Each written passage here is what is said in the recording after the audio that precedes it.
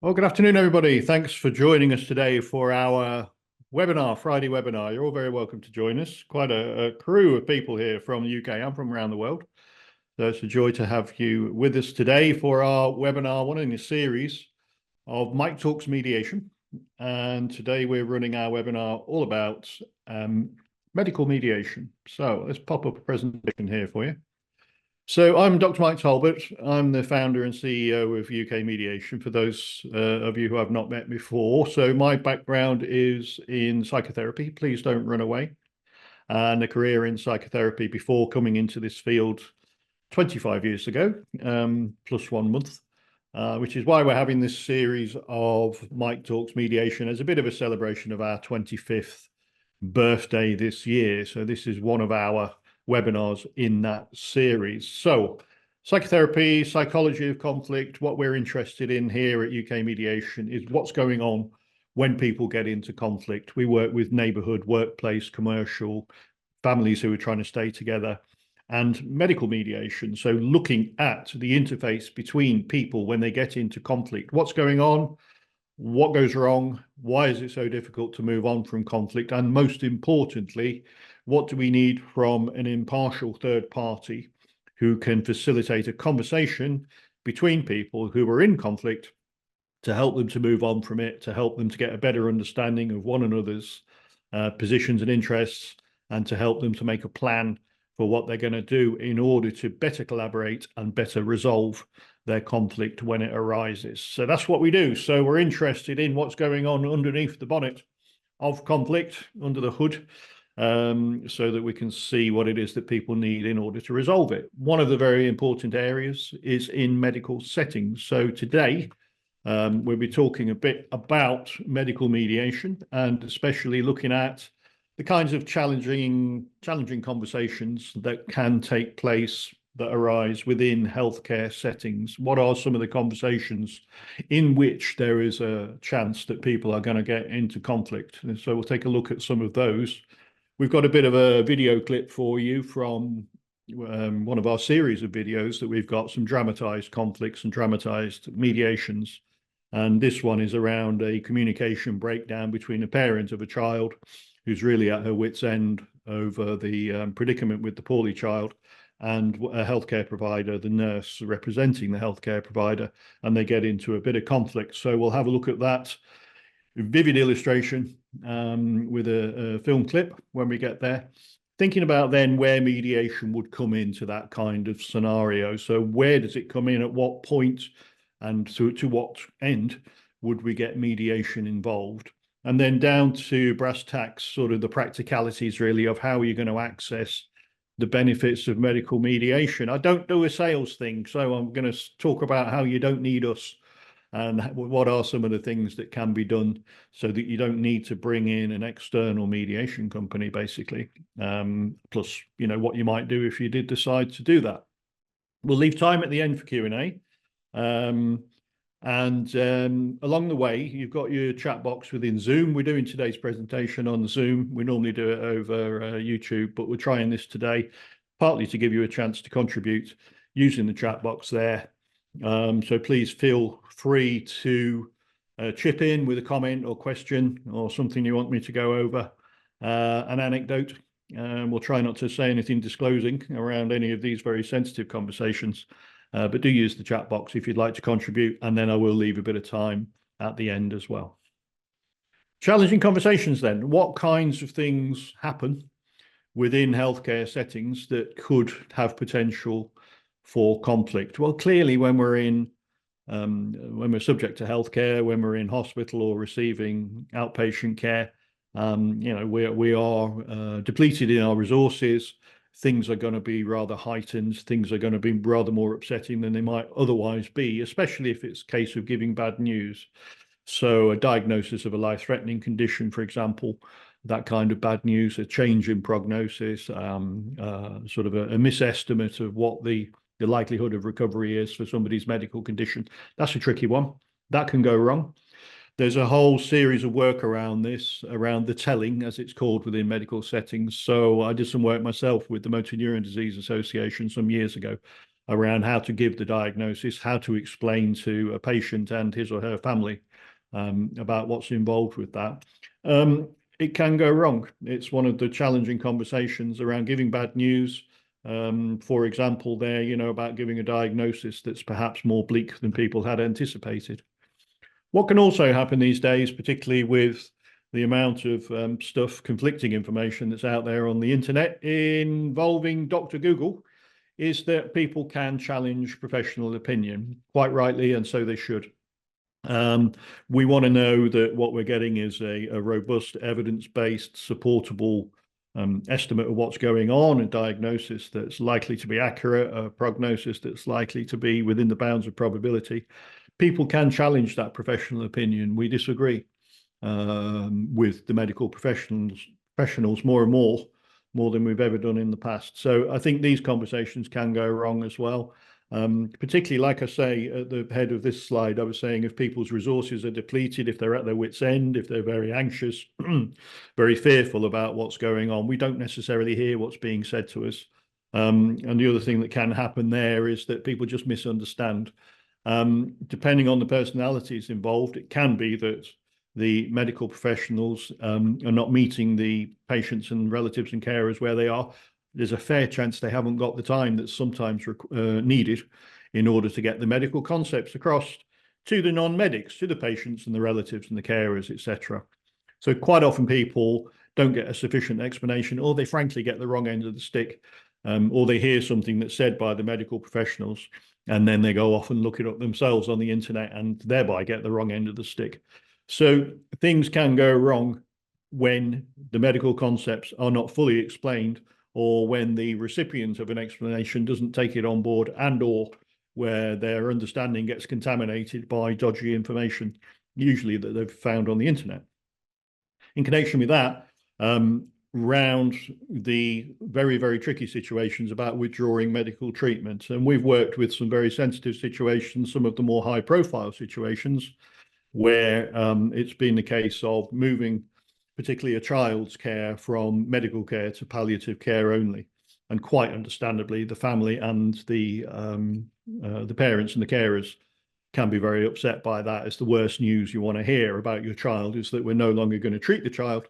It's got to be palliative care only because we've exhausted every possibility. Very, very difficult one. And especially again, when social media gets involved, people start a Facebook group about it. We do a fundraiser for the very desperate parents and carers might want to themselves exhaust every possibility with treatment outside the UK or with unproven cures for their child. And often these things can end up going to court in order to ensure that the child's interests are given primacy. Very, very tricky situations. The kinds of things that can get very wide publicity. Everybody gets involved. And I personally and our mediators have sometimes had to walk through groups of people waving placards outside hospitals, and I'm not exaggerating, in order to get in there, in order to facilitate conversations between parents and medical professionals, because of the degree of upset that's been caused and the amount of people that end up getting involved around decisions to withdraw medical treatment. Very, very tricky, very distressing situations as well. So these can be some of the areas where the conversation becomes challenging. The news is bad, people challenge what they've been told, they don't quite understand what they've been told, or their understanding gets contaminated, or they challenge a decision around withdrawing medical treatment. You can't believe sometimes, as a parent, I would probably be the same. I wouldn't believe that there's nothing that could be done for my child when I've expected that they would get a treatment and potentially a cure. So they're the conversations that can be challenging. What makes them so challenging? What is it about these conversations that makes them so challenging? I mean, to an extent, it's obvious because it's bad news, it's upsetting news, it's not what you wanted to hear. But let's just zoom in a little bit and think about why those conversations are indeed challenging or have the potential to become so. I think sometimes the relatives and carers, parents, and possibly the patients themselves have high expectations for what can be done. So people who have a rather grave medical condition may in fact think that, okay, I'll go through the golden gates of this particular hospital, this specialist healthcare provider, and I'm going to walk back out of there and everything will be tickety-boo. So the other thing is those expectations can be raised by others as well, so particularly with the less common conditions, we can always find an outlier. We can always find somebody who has been cured or who did get better from that condition. And people's expectations thereby get raised, and they expect rather more of the healthcare provision than can reasonably be provided. The other thing is that makes conversations so challenging is the degree of technological advance in the medical field. We've got highly complex treatments. The data is often impenetrable, incomprehensible to people who are not medically trained. And the challenge for the medical practitioners sometimes is around explaining highly complex data or highly complex physiology or biochemistry to people who are not qualified in those areas and trying to explain that simply. This is one reason why the conversations can be challenging. There's an enormous amount of jargon in the medical field, as there is in a lot of highly technological fields. It goes over people's heads, so they don't quite get it. So with the degree of advancement that there is within biomedicine and within medical technology, it's sometimes difficult for people to grasp what they're being told.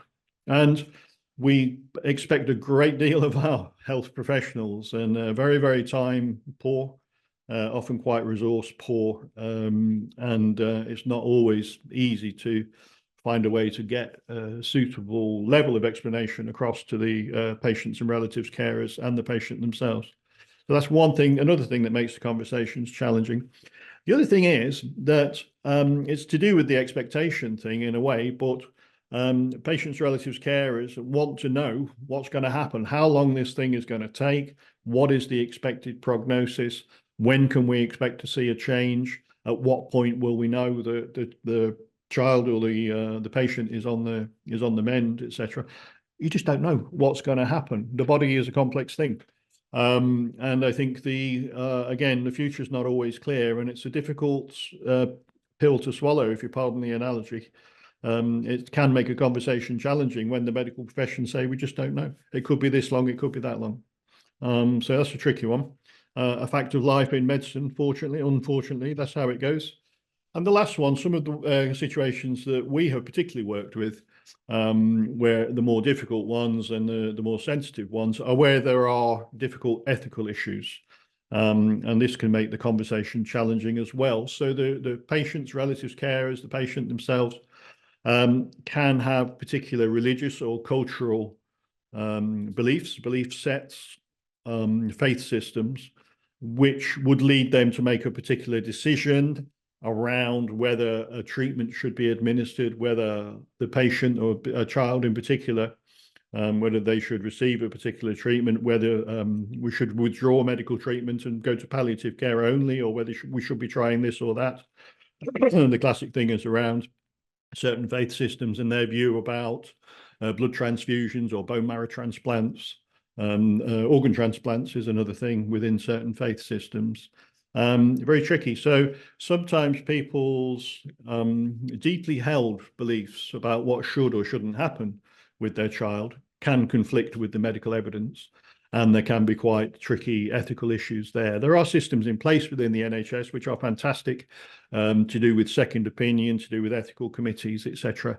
But it can be these can be some of the more difficult situations where it's clear from the medical point of view and on the basis of the evidence about what should happen with the child, and on the basis of precedent, of course, but the parents and carers are opposed to that, and or they wish that there were a different treatment plan on the basis of their religious, cultural, ethical set of beliefs, and we can get to a real standoff with that.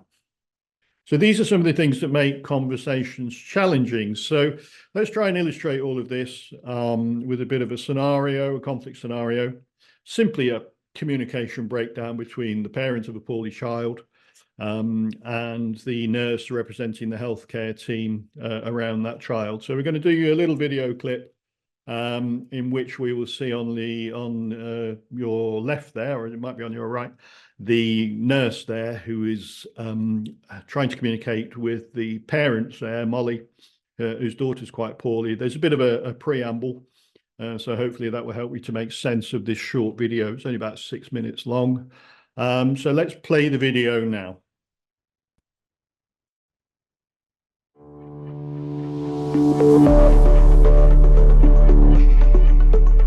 Molly is a single mum of 2 daughters, Lily 7 and Imogen 1. Lily has a long-term medical condition, which means that she has to have frequent hospital stays. During her current admission to hospital, Lily picked up a serious chest infection when on the ward and had to spend time in ICU. Molly's relationship with the medical team has deteriorated during this time. She is unhappy that Lily got the infection in the first place, but now that Lily is back on the regular ward, Molly has concerns for how she is being cared for. Molly has been vocal in making it known in and around the hospital that she is unhappy. Molly is getting ready to go in for another overnight stay with Lily, while her own mum looks after her little one. Hello? Hi. Yeah, I'm alright. Yeah, she's feeling a little bit better, but obviously she's still in there, under the weather. Yeah. Yeah, well, she's back on the same ward where she actually got the chest infection in the first place, so... Yeah. Well, no, they keep cutting corners, and it's actually just pissing me off now, so I'm not going to let them do that anymore. But yeah, I need to go into hospital now anyway, I was on my way. Yeah. Alright, thank you. Okay, I'll talk to you soon. Bye-bye. Bye.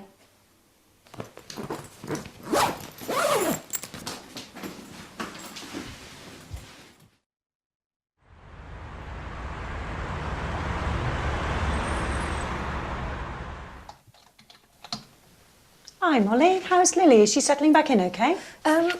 Yeah, well, I'm still not happy with the level of care that she's receiving. Why not? Well, I left her before and she was complaining about how she'd been ignored all day. I leave her and she's in floods of tears. You're still not feeding her properly. Molly, rest assured, she's in the best possible place. We're doing all we can to care for her. But how can you say that? Because last time she was here, she got a chest infection and was sent to the ICU. It's a very busy ward, Molly, with lots of very sick children. Well, yeah, I as know you that, but on the ICU, she had one-to-one care being looked after by a band 6, and now she's back here. She's been fobbed off onto an HCA. Like, I used to work in this business. I know exactly what you're doing. I know, Molly, and we've had the conversation about banding. On the ICU, there's a much higher ratio. Yeah, but you need to be concentrating on my daughter's care. That isn't good enough. You concentrate on her getting better, not worse.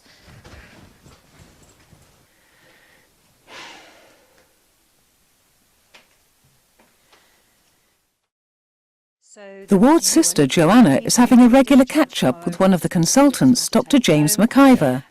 We've got a new admission, a little boy with JRA coming in tomorrow evening, and then Lily, who's back up from ICU now. Is the infection all cleared up now? Yeah, she seems okay. I mean, we're keeping a close eye on her. She was having some difficulty with her breathing, but it seems to be settling down now. Yeah, I think she'll be okay. Did you hear about, we had a bit of bother with her mum in the ward the other day? No, I didn't hear. Anisha was doing her rounds and she got a bit abusive with her and a bit of a scene in front of the parent. Okay. I mean, it's tricky. She's in a really difficult situation. You know, she's on her own. She's got the others to take care of as well. But, you know, she knows what's acceptable on the ward, so we can't let it go on. No. Well, I did mention it to someone from Powell's, and they're of the opinion that it's reached the stage now where we're perhaps looking at a stage 1 warning. Right. Yeah. I mean, I suppose it probably has got that far. Okay. Do you want me to speak to her next time she's in? Yes, please. Yeah. Okay. All right. Anything else, James? No, I don't think so. Oh, okay, thanks. Thanks a lot.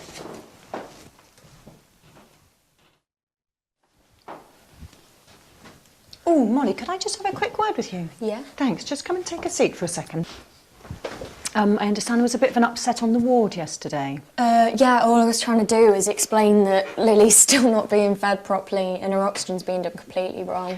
Everyone is doing their best to care for Lily, but I need to balance your and Lily's needs against everybody on the ward. I understand that you shouted at Dr. Javid during her rounds yesterday. That upset some of the parents. Then you shouted at the parents. That upset some of the children. We really can't tolerate this kind of disruptive behaviour. Do you remember when you first came to the hospital and we gave you information about the acceptable behaviour policy, and the way that you're behaving currently is in breach of that policy? I really do need to ask you to stop. It's inappropriate, it's possibly unsafe, and it's actually getting in the way of us being able to deliver the best possible care for Lily. Well, no, because have you not got anything else to worry about right now other than handing out warnings to me? I understand you're upset, but the staff and parents on this ward are getting upset with your behaviour as well. It really does need to stop. All you're trying to do is cover up the fact that you're not looking after my daughter properly. She's the most ill patient on this ward. All the staff know about Lily's condition and are able to administer her treatment and feed. I can assure you that she's always allocated a nurse who is more than capable of looking after her. That's not what you've shown me. Molly, I need to make sure that you've listened to what I've said today. This is a stage 1 warning. I need to make sure that this isn't going to escalate any further, or we will need to take further action. No, I'm not having this. This is absolutely ridiculous. What you should be doing is looking after my daughter, not this. Fuck's sake. Yeah, we should be able to take them in on Tuesday, all being well, James. I'm a couple of nurses down at the moment, but I'm hoping things will be back to normal by then. Yeah. Lily, no. Yeah, she's taken a bit of a turn for the worse at the moment.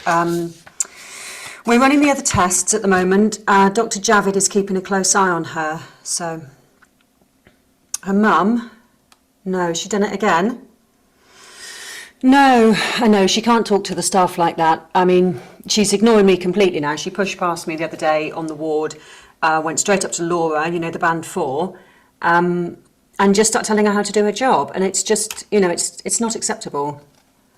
No, I know. On Facebook? No, I haven't seen it. Hang on, let me just have a look. No, I'm okay. Yeah, I'm looking at it now. No, it looks like she's got it in for me and Laura at the moment, and it's just getting really personal. Okay, I think I'm going to probably have to speak to somebody at Powell's. Okay, all right. Okay, keep me posted. Okay, thanks. Bye.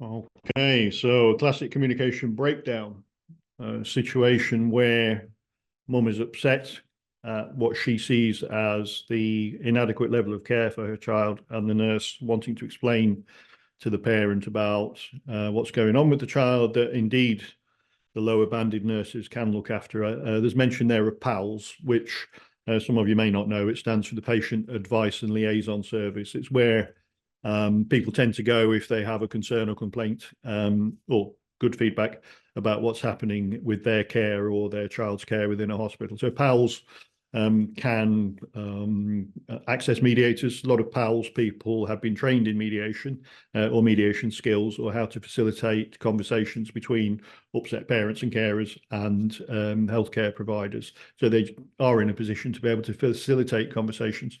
But we see what's happening there. The mum's at wit's end, very worried about her daughter. She feels that when the daughter was on ICU, she got better treatment with a higher banded nurse. And the nurse in the scenario there is trying to explain that the band hasn't got anything to do with it. Everybody's doing the best they can, etc. So it's classic communication breakdown. Got to the point where mum is pushing past the nurse on the ward, refusing to speak to that individual and only speaking to whomever she chooses. And clearly a situation that can't endure because other parents are getting upset. So there are elements in that scenario of lots and lots of different situations that we've worked with, scenarios we've worked with. It's just one example of the kinds of things that can go wrong. And I think communication breakdown is often at the heart of what does go wrong. And the Health Service Ombudsman, this quote was from 2012, but in looking at some background prior to this webinar, I found some stuff from 2015 and 2018 where virtually the same quote was made, where time and time again, it's poor communication with the patient and the family is at the core of what goes wrong. And that's not to blame the healthcare professional. It takes two to communicate. So it can be how the parents get involved with social media, as in this case, where mum is posting some quite personal stuff about this particular nurse and her colleague Laura on Facebook. That can set the communication spiraling off, of course, when everybody piles on. All your keyboard warriors get involved based on a partial story, one side of a story, and the whole thing gets whipped up into a frenzy. Okay, so that's the sort of thing. So where does mediation come in with this type of scenario? So at the conclusion of the video there, Joanna's saying, okay, I'll speak to somebody in PALS, in the patient advice and liaison service. And in this case, PALS might say, okay, let's get a conversation going because there's clearly a breakdown in understanding there. Debbie says it seems like the breakdown happened much earlier. Yeah, fair point, Debbie. So that's the pinch point there, but I would agree. Communication is probably broken down before that scene. And it can go unnoticed, Debbie, as well. So we can't say that the healthcare professionals are paying attention, such close attention to every individual scenario, and the wheel can start to come off and you hardly notice. And it's only when you have a critical incident like mum sounding off on the ward, shouting at people, shouting at other parents in this case, that's when you notice, when it comes to light. But actually it might have started to go wrong quite a bit early. Thanks, Debbie. And I would agree in needs training. Yes, I would quite agree. So where does mediation come in? Well, what we can have within healthcare settings, and based on training that can be provided, whether by us or anybody else, Debbie, is the everyday use of mediation skills so that people spot conflict early on, spot when things are going wrong, spot when people start to get into the language of you're always doing this, you're never doing that, spot when they're anticipating what others are going to do. I know what she thinks of me. I know how they are. I know that they are this. I know they're that, in both directions. So it's about spotting conflict early on, stopping a situation and taking stock and saying, well, hold on a second, this is the wheels coming off here. We need to take stock of this situation before it gets to the shouting stage. Just offering reassurance about a patient or a child's condition is not something that most healthcare professionals would do anyway. We need to be quite objective. We do need to be empathic, but often it's more than just reassurance that's needed, because we need to thoroughly listen and get into the frame of reference in both directions. So we're not in a position to be able to train parents and carers and relatives, of course, and that would be the wrong approach altogether. But it's just having this ethos, this culture of a thorough listening, giving people a good listening to when they are concerned about healthcare, when they're getting upset about what's happening with their child or the person they're caring for, and really that sort of leading with empathy. Also seeing the situation through the other person's eyes. I think that's a key thing in resolving healthcare disputes, and people working in PALS, in the patient advice and liaison service. This would be rule one, is try and see what's going on through the patient's eyes, or through the carers or the parents' eyes. So these sort of ideas would be consistent with the use of mediation skills. It's maybe what you're alluding to there, Debbie. It's spotting it early on and having the awareness to lead with empathy, try and get into the frame of reference of the other party in order to do more than just offer reassurance, but actually help people to understand and get a really good listening to. The other thing that can happen is more the structured use of a mediation model. So we don't need to train people as mediators necessarily, but some awareness of a staged process, a structured process. And I think the idea of a staged or structured process, it helps us to get lost, to avoid getting lost in other people's conflict. I think it's very easy to get drawn into, if you are a third party, to get drawn into other people's conflict, to find you're taking sides, to find that you are supporting one person more than the other. I've worked for the NHS. I've had some personal connection with the NHS for a long time. The organisation I mentioned earlier, we're 25 years old last month. We've always had a very high proportion of our work is to do with NHS settings.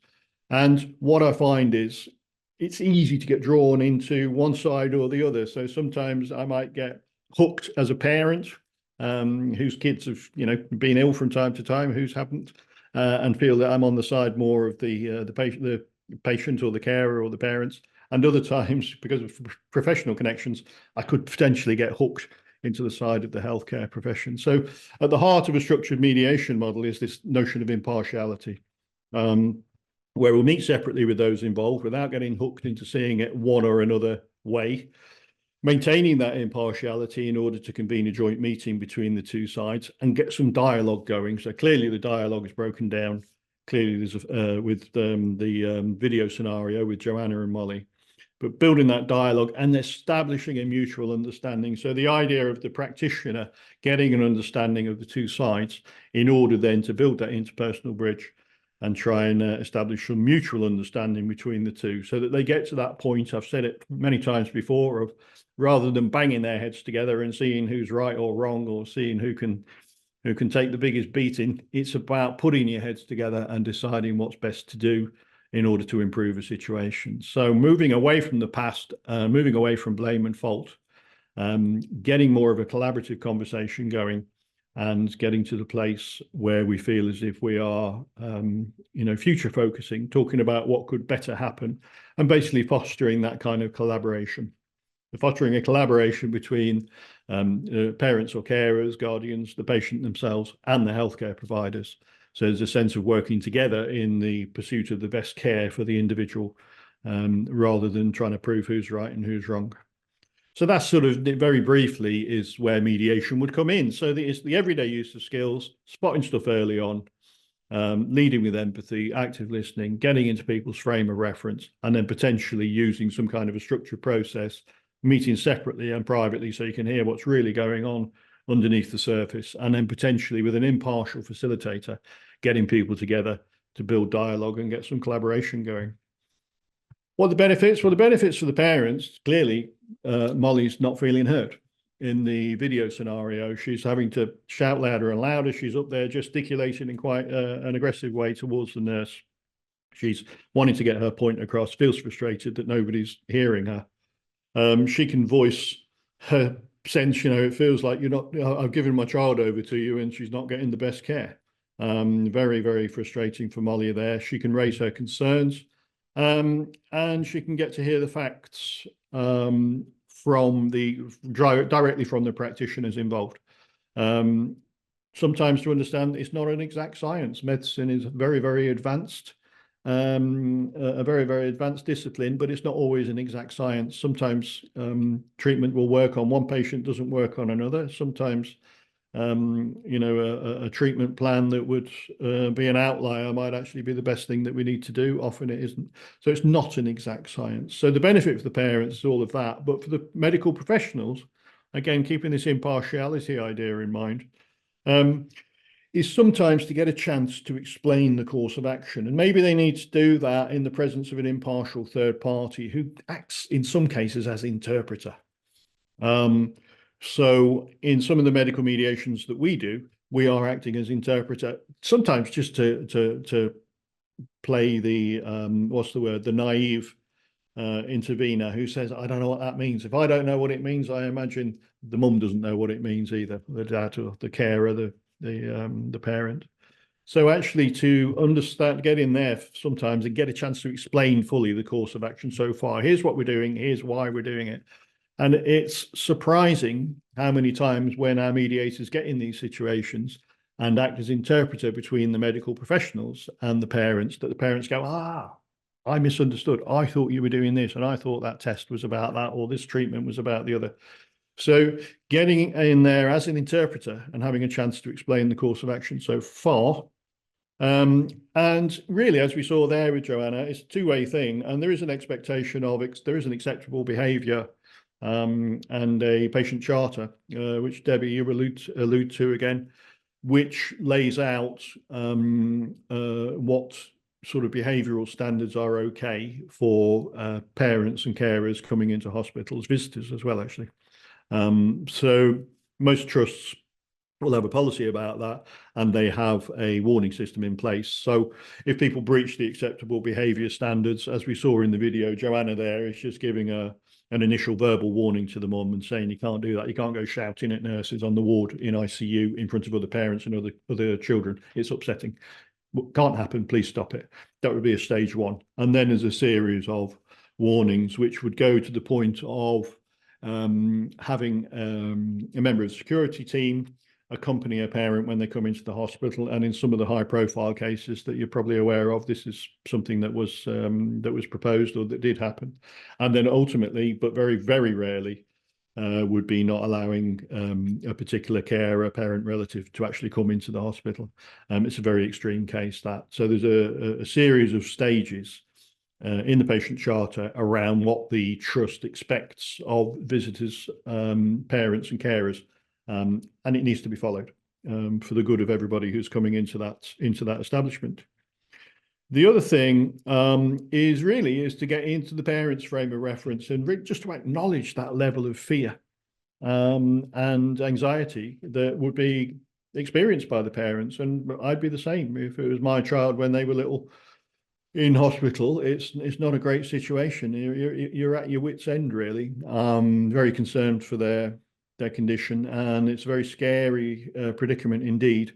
But it's a chance for the medical professionals just to pause, catch their breath, and to express to the parents and the carers and the relatives, a degree of empathy for the fear and anxiety that they might be feeling.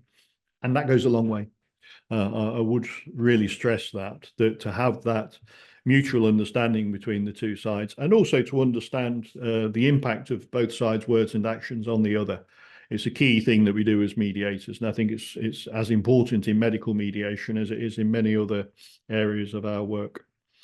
So there's some of the benefits, very briefly again, just to build that bridge between the two parties, building an interpersonal bridge, establish some empathy and trust between the two sides, get a chance to explain, to express the anxiety and fear, and to be on the receiving end of some empathy for that in both directions. How do we go about it? Well, training. So training people in mediation skills. This can happen internally. You may have expertise within your own trust already, which can head off problems as they arrive at the early and informal level. So we use this phrase, facilitated conversations. Now, PALS are really good at this, patient advice and liaison service. So getting the concerned parent or carer together with the relevant care professional in order to head a problem off as they arise, nip it in the bud. We're always saying, get it early, catch it early, facilitate a conversation between the two sides, build that understanding before it goes to a bad place. Other trusts have trained a bank of accredited mediators internally to tackle more difficult cases and to champion mediation within an organisation, to enculturate the idea of people getting their heads together with the help of an impartial third party so that they can have a great conversation, build some collaboration right early on, and to get this into the thinking and culture so that we don't just go to a complaints position. We don't just go into the patient charter staged warning process. Perhaps there's just a conversation that needs to happen first. So getting that enculturated and somebody to champion mediation within the trust. And where that's happened, it's actually worked really, really well. Sometimes it's been the freedom to speak up champion who has pioneered mediation within some trusts that we've worked with. Other times it's somebody within PALS. Other times it's a medical practitioner. And we've trained lots of practitioners at all levels in lots of different trusts to be internal mediators. The thing about that, though, caveat, is that quite often when there's a dispute between a parent or carer, often around care or around withdrawal of medical treatment or a treatment plan or some ethical or religious frame, causing a very different perspective between the medical provider and the parent or the carer. When these things happen and you use an internal mediator from within the trust, it's not perceived as being impartial. So the family or the parent or carer relative doesn't perceive this person turning up with a lanyard on from the NHS trust. They don't perceive them as being impartial, and they would believe that what they're going to do is advocate for the trust. I've even had it when I've gone in to do mediations because I have the title doctor. So people think I'm medical and I go, oh, well, you're medical. You're going to take the side of the trust. So it's a tricky thing to gain the trust of both sides when emotions are running so high. So that can be an occasion where we need to get external mediators in. So they're independent and impartial, very experienced mediators who will just get brought in for that case, if you like, if we can call it a case, and used when needed, as opposed to having the internal mediators. Okay, so let's just think about very quickly about the internal medical mediators. So again, think about impartiality, but you can train people at all sorts of levels. I'm not going to do a sales thing, wherever you choose to get your training, right across the board, including admin and clerical staff, including managerial levels, all grades of nursing care, allied health professionals. We've trained a lot of physios and occupational therapists. We train in-house counsellors and then all the medical grades as well to be medical mediators, essentially. And then briefly again, just the idea of an external medical mediator. It's not about having medical knowledge. It's not about that. I happen to be, and our mediators happen to be quite sponge-like, so we can soak up some of the jargon and actually understand what people are talking about to the point where it's not frustrating to the participants in a mediation case. But you don't have to be a medical practitioner. Again, we have trained freelancers who have worked within NHS and who now have sort of left or retired or taken up a second career to become mediators, and they're fantastic.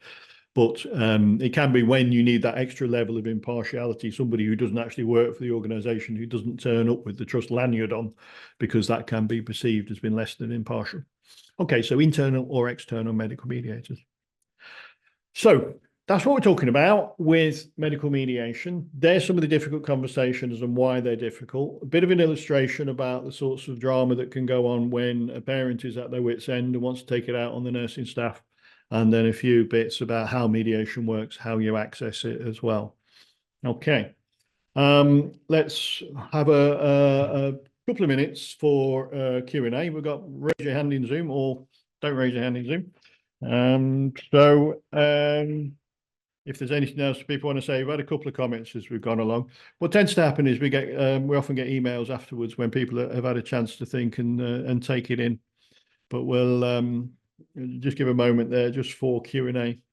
In terms of my own work, those of you who know our organisation, these are some of the scenarios that I particularly enjoy working with. So having done this for 25 years, I can cherry pick our cases now and think about what cases I actually want to do, what work I want to do. These are the ones. They're particularly difficult, particularly challenging. I think they take a particular degree of impartiality, which only comes with experience, actually, if I might say so, because it's very, very easy to get hooked either by the medical professionals or by the parents. And as I was saying earlier, this approach can only work if we are actually thoroughly and properly impartial.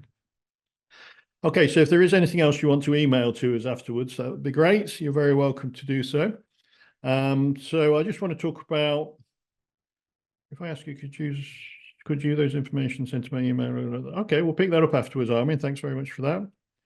So let's just pop back and talk about a couple of upcoming webinars. Remarkably, I've kept to time today. One just arrived there from Vicky. Vicky, mediation helps to address potential power imbalance between the professional staff and the parents as well. Yeah, cool. That's a really good point. I think there is a power imbalance or a perceived power imbalance that needs to be addressed if we're going to have a proper conversation. So yeah, perfect, brilliant. Okay, and we've got a question from Nancheng. Pop it in the chat box for us. I can't actually see people's hands here or see individuals. Or perhaps send it to us afterwards, Nancheng, that'd be fine. Okay, try and keep in our time limit. Just a couple of mentions about upcoming webinars. Again, as part of our 25-year celebrations, we're doing conversations with a mediator. And we have been drawing on a few of our mediators from very different disciplines. Diane Nicholson's next. Diane used to work within the criminal justice system in prisons in particular. She's got a very an interesting set of experiences to bring to our conversation with a mediator. I'll be talking to Di on Friday, 16th of August. You're very welcome to join us at 12 o'clock. And we're doing one of our resolution roundtables. Again, something we're doing for our 25th anniversary that's becoming very, very popular. So this is for you to bring along some case material. It's for you to come along with your cases, which might be medical mediation cases, where we ask you in a sensitive and anonymized way to talk about stuff you've worked with as mediators Cameras on, mics on, interactive event. So it's very much not listening to me, but us, the rest of us, listening to you as you present your material. Bit of feedback, few ideas from other participants, maybe a bit of input from me about your casework, how to work more effectively, how to do mediation more effectively and enjoyably. So Resolution Roundtable, do join me for that. It's going to be a great event, Friday 20th of September, again at 12 o'clock. Okay, as ever, do please keep in touch. All the usual ways of keeping in touch for this. Today's webinar will be in the archive on the website in case anybody else wants to see it. Lots of other good content. Very welcome to help yourself to everything going on there. That's been our webinar today on medical mediation. Thanks ever so much for watching. Thanks for contributing.